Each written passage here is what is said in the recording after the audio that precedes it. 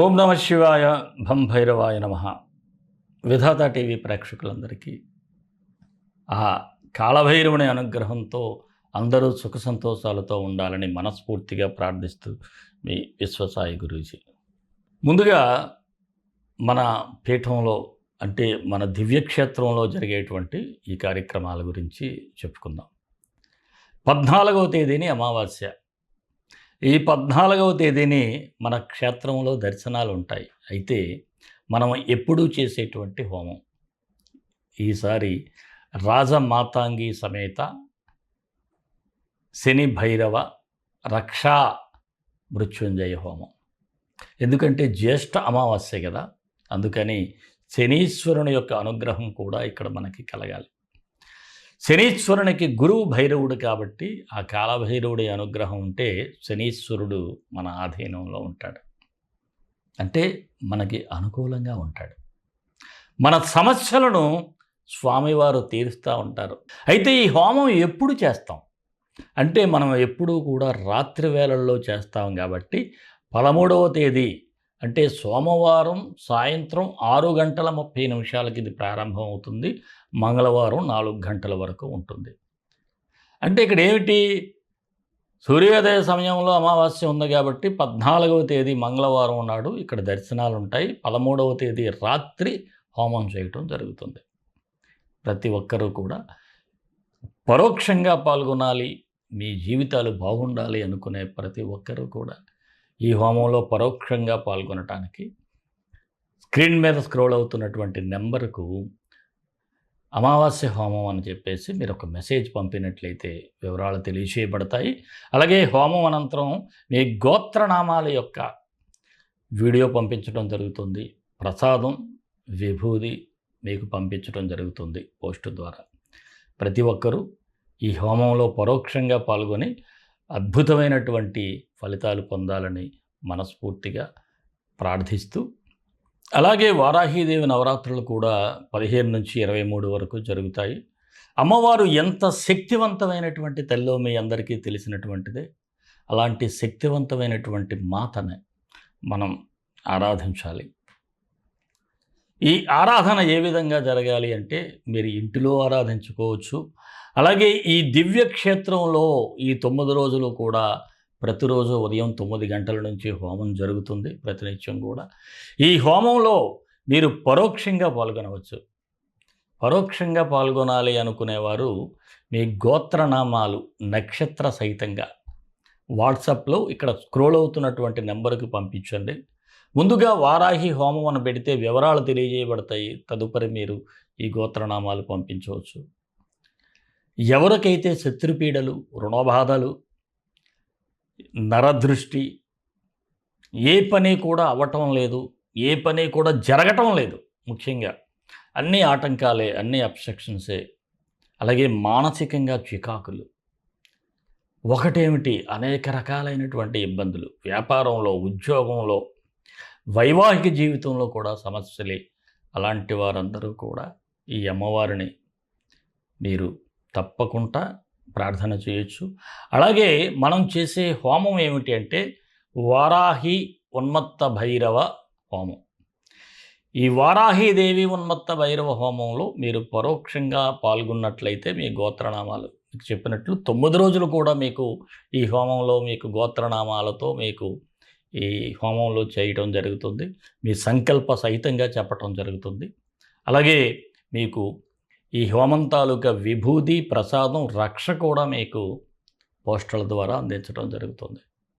ఇలాంటి మంచి ఈ అవకాశాన్ని ప్రతి ఒక్కరూ సద్వినియోగం చేసుకొని అమ్మ ఆశీస్సులతో మీరందరూ బాగుండాలని మనస్ఫూర్తిగా కోరుకుంటున్నాను. అలాగే మరొక చిన్న మాట, జూన్ 8వ తేదీన మనకి వార్షికోత్సవ వేడుకలు జరిగాయి. ఆ వీడియో మీకు ఇవ్వాలి అనుకుంటే అవ్వటం లేదు. అది వేరే వీడియోగా చేసి మీకు త్వరలో అందిస్తాను. ఎందుకంటే చాలా చక్కగా జరిగినాయి. మీరు చాలామంది సపోర్ట్ చేశారు ఈ వేడుకలకి. మీ అందరికీ కూడా ఆ స్వామివారి ఆశీస్సులు ఉండాలని మనస్ఫూర్తిగా కోరుకుంటున్నాను. అలాగే ఇంట్లో ఏ విధమైనటువంటి వారాహి మంత్రాలు చెప్పుకోవాలో అదొక వీడియో కూడా వస్తుంది. మన ఛానల్ని చాలా చక్కగా ఫాలో అయినట్లయితే మీకు అన్నీ తెలియజేయబడతాయి. అలాగే ఇన్స్టాలో కూడా కొన్ని వీడియోలు ఉంటాయి, మీరు చూడండి, చూసి ఫాలో అవ్వండి. అలాగే మన ఛానల్ ఎవరైనా సరే సబ్స్క్రైబ్ చేసుకోకపోతే సబ్స్క్రైబ్ చేయండి, 10 మందికి షేర్ చేయండి. ముఖ్యంగా ఈ రాశి ఫలాలకు ఒక లైక్ ఇచ్చి ఆ కాలభైరవుని అనుగ్రహం ప్రతి ఒక్కరూ పొందాలని మనస్ఫూర్తిగా ప్రార్థిస్తూ మరి రాశి ఫలాల్లోకి వెళ్ళిపోదాం. కన్యా రాశి జూలై 16 నుంచి 31 వరకు ఈ రాశి వారికి ఎలా ఉంటుంది? లాభస్థానంలో రవి గురుగ్రహాల సంచారం వలన మంచి ఫలితాలే మీకు రావడం జరుగుతుంది. ఈ కన్యా రాశి వారికి మాత్రం ఈ పక్షం రోజులు కూడా చాలా బాగుందనే చెప్పాలి. అలాగే గతంలో ఏదైతే మీ జీవితంలో కోరికలు ఉంటాయో అలాంటి కోరికలు కూడా తీరే సమయం అనే చెప్పాలి. ఇప్పుడు తీరే అవకాశాలు ఎక్కువగా ఉన్నాయి. అలాగే మీరు ఏది పట్టుకున్నా సరే బంగారంలో మారిపోతుంది. బంగారం అంటే అదే, మీరు పట్టుకున్న పనులన్నీ జరగటం. తప్పకుండా మీకు విషయాలు ఎక్కువగా ఉంటాయి, ఆదాయ మార్గాలు కూడా పెంచుకుంటూ ఉంటారు. అలాగే మనోధైర్యంతో కూడినటువంటి కాస్త నిర్ణయాలు తీసుకుంటారు, సక్సెస్ అవుతారు కూడా. ఏదైనా గతంలో పెండింగ్ పనులు ఏమైనా ఉంటే చక్కగా మీరు ప్రయత్నాలు చేసినట్లయితే ఇప్పుడు తక్కువ ప్రయత్నంలోనే పూర్తయ్యేటువంటి సూచనలు అయితే ఉన్నాయి. అలాగే మిత్రుల సహకారం కూడా ఉంటుంది. నూతన పనులు కూడా ప్రారంభించగలుగుతారు. ఇక గృహ నిర్మాణ విషయాల్లో కూడా బాగుంటుంది, కానీ కొద్దిగా తొందరపాటు నిర్ణయాలు.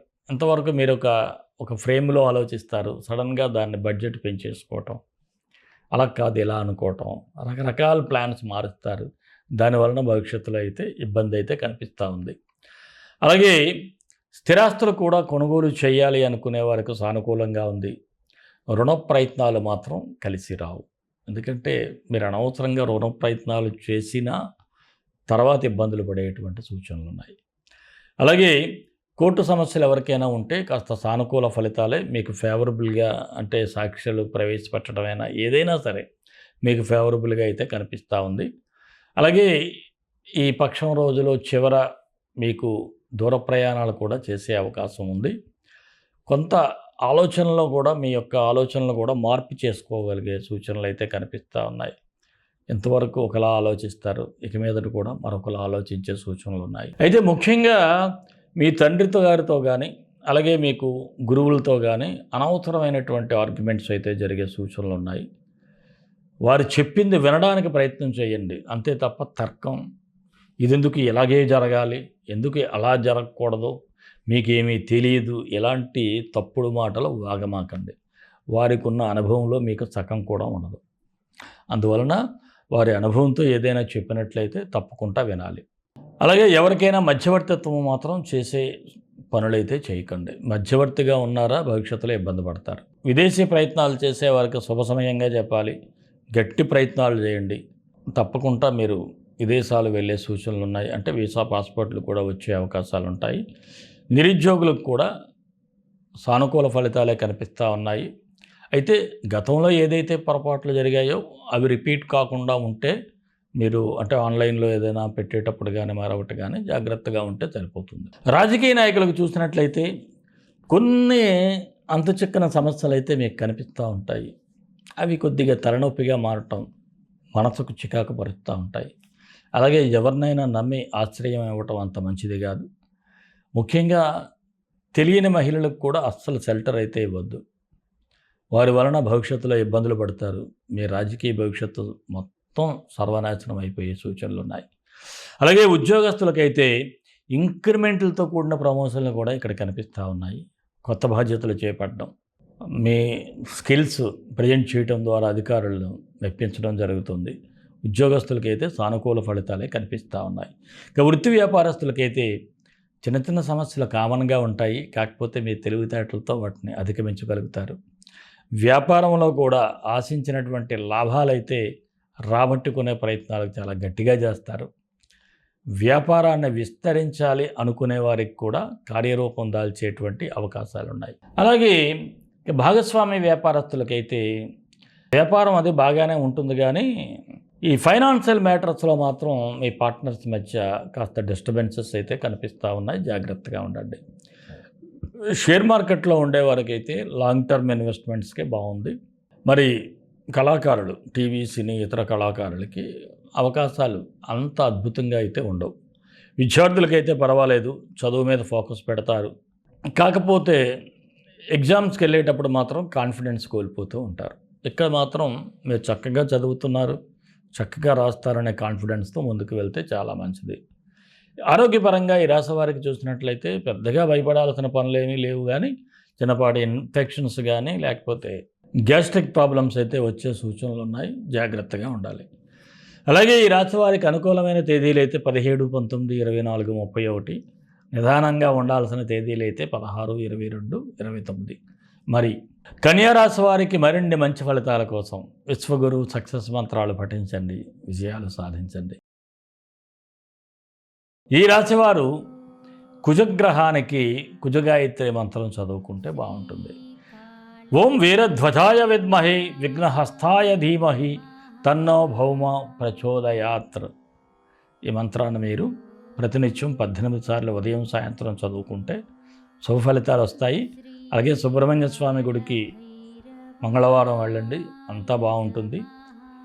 ముఖ్యంగా మన క్షేత్రంలో జరిగేటువంటి కార్యక్రమాల్లో పరోక్షంగా మీరు ఈ హోమాల్లో పాల్గొంటే మీకు ఇంకా సూపర్ రిజల్ట్స్ అయితే కనిపిస్తూ ఉంటాయి. మరి మన ఇష్టదైవం కాళభైరవుడు, కాళభైరవ గాయత్రి. కాళకాళాయ విద్మహే కాళాతీతాయ ధీమహి తన్నో కాళభైరవ ప్రచోదయాత్. సర్వే జనా సుఖినో భవంతు, లోకా సమస్తా సుఖినో భవంతు. దేశం కోసం, ధర్మం కోసం, భారతీయ సంస్కృతి విలువల కోసం పాటుపడదాం. స్వస్తి.